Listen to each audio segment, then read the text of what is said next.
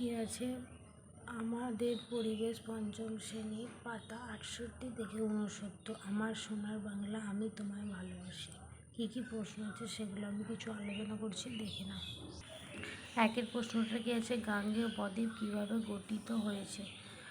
ভাগীরথী ও পদ্মার মাঝে অনেকটা জায়গায় ওই দুটি নদীর পলি জমে একটা ভূখণ্ড তৈরি হয়েছে, একই বলে গাঙ্গেয় বদ্বীপ।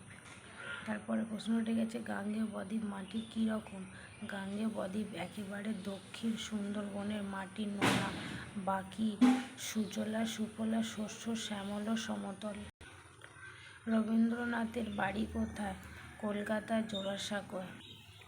আমার সোনার বাংলা গানটি কার লেখা, কত সালে লেখা হয়েছিল? রবীন্দ্রনাথ ঠাকুরের লেখা, 1905 সালে গানটি লেখা হয়। বঙ্গভঙ্গ কি, সেটি কত সালে হয়েছিল? ইংরেজ সরকারের লর্ড কার্জনের আদেশ বাংলাকে দুটো আলাদা প্রদেশ ভাগ করা হয়েছিল। এই ঘটনাকে বলে বঙ্গভঙ্গ। বঙ্গভঙ্গ হয়েছিল 1905 সালে। বাংলাদেশের জাতীয় সঙ্গীত কোনটি? আমার সোনার বাংলা আমি তোমায় ভালোবাসি। ইংরেজরা বাংলাকে দুভাগে ভাগ করেছিল কেন? ইংরেজরা ভারতবর্ষকে শাসন করত। ভারতবর্ষের লোকেরা ইংরেজদের এই শাসন মেনে নেয়নি, তাই চাইতো দেশের লোকে দেশ চালাবে।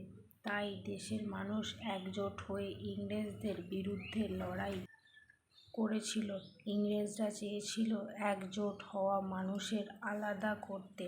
এই বাংলাকে দুভাগে ভাগ করে সেই ভাগাভাগি শুরু করতে চেয়েছিল ইংরেজ সরকার, কিন্তু বাংলার মানুষেরা এই ভাগাভাগি মেনে নেয়নি।